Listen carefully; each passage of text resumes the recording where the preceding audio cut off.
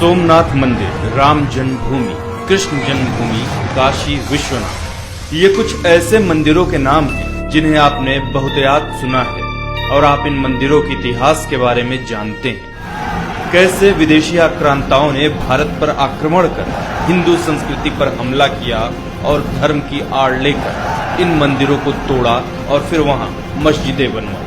पर ऐसे हजारों मंदिर थे जो इस्लामिक आक्रांताओं के अहंकार और धर्म प्रचार की भेंट चढ़ गए, जिन्हें इसलिए तोड़ा गया ताकि हिंदू संस्कृति और उसकी पूजा पद्धतियों को नीचा दिखाया जा सके।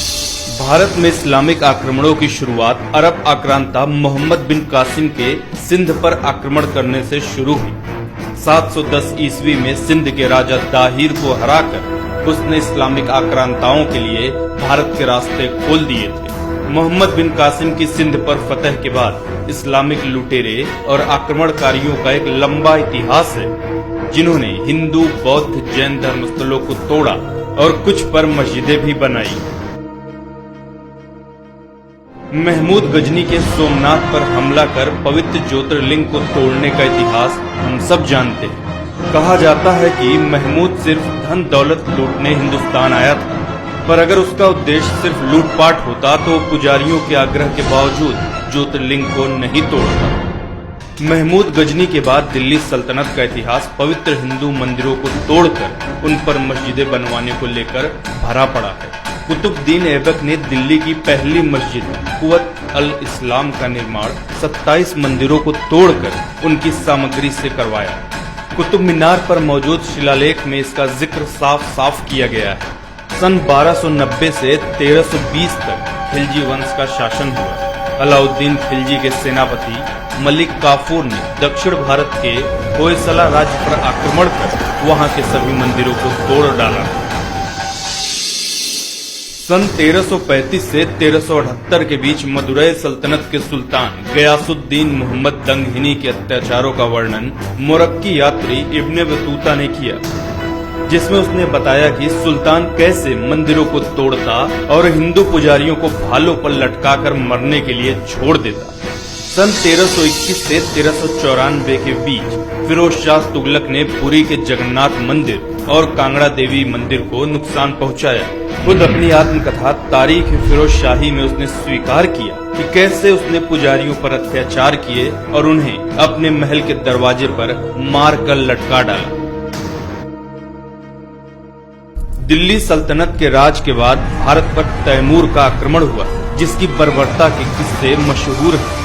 उसने रास्ते पर पड़ने वाले कई मंदिर तोड़े और लोगों की गर्दन काटकर दिल्ली तक मीनारें बनवाई, ताकि वापस लौटते वक्त उसे रास्ते की पहचान रहे।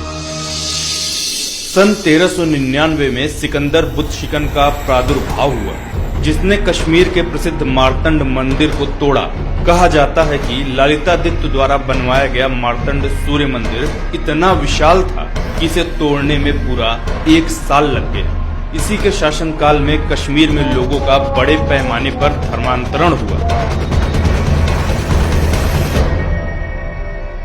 सन 1451 से शुरू हुए लोधी वंश में भी मंदिरों को तोड़ने का काम बदस्तूर जारी रहा। तारीख दाऊदी के अनुसार सिकंदर लोधी के शासनकाल में मथुरा के सभी तीर्थों को तोड़ दिया गया। पूरे मथुरा क्षेत्र में कोई अपना सर नहीं मुड़ा सकता था और दाढ़ी नहीं कटा सकता था। मुगल काल में राम जन्मभूमि विध्वंस से शुरू हुई मंदिरों को तोड़ने की प्रथा मुगल काल के हर शासक के वक्त में जारी रही। इतिहासकार निजामुद्दीन अहमद तबकात अकबरी में नगरकोट की फतह का जिक्र करते हुए लिखते हैं कि महामाई के मंदिरों में पुजारियों को मारा गया। मंदिर परिसर में 200 गायों को काटकर मंदिरों की दीवारों को उनके रक्त से लाल कर दिया गया। औरंगजेब मुगल कालीन शासकों में मंदिर तोड़ने में सबसे आगे रहा। फ्रेंच यात्री जॉन दे ठेवनोट के अनुसार औरंगजेब ने गुजरात का गवर्नर रहते जैन मंदिर चिंतामणि पार्श्वनाथ मंदिर को अपवित्र किया। उसने मंदिर परिसर में गाय की हत्या करवाई और मंदिर तोड़कर कुव्वत उल इस्लाम मस्जिद का निर्माण करवाया। आयरिश इतिहासकार विंसेंट स्मिथ के अनुसार सन 1669 में औरंगजेब ने अपने सभी अधिकारियों को आदेश दिया था कि वो काफिरों के शिक्षा संस्थानों और उनके धर्मस्थलों को तोड़ने के लिए सदैव तैयार रहे। इतिहासकार सीके करीम के अनुसार टीपू सुल्तान ने अपने शासनकाल में हिंदू मंदिरों को तोड़ डालने का आदेश दिया था। ऐसे हजारों मंदिर थे जो इस्लामिक आक्रांताओं या मुस्लिम शासकों द्वारा या उनके शासनकाल में तोड़े गए। क्या वजह थी इन मंदिरों को तोड़ने की? अगर आक्रमण का मकसद लूटपाट था तो सोमनाथ विजय के बाद ज्योतिर्लिंग के 3 टुकड़े क्यों किए गए? अगर आक्रमण का उद्देश्य शासन के लिए राज्य जीतना था तो अयोध्या विजय के बाद जन्मभूमि विध्वंस क्यों कराया गया? अगर आक्रमण का उद्देश्य धर्म प्रचार था तो दिल्ली में पहली मस्जिद बनवाने के लिए 27 हिंदू मंदिरों को क्यों तोड़ा गया? इन सभी उदाहरणों से सहज ही कहा जा सकता है कि इन आक्रमणकारियों के उद्देश्यों में सबसे अहम तौर पर हिंदू सभ्यता और संस्कृति को भ्रष्ट करना शामिल था। मंदिरों को तोड़कर उन्हें अपवित्र कर, पुजारियों को मारकर वे अपनी श्रेष्ठता साबित करना चाहते थे। वे साबित करना चाहते थे कि उनका धर्म बलवान है और हिंदू धर्म कमजोर है।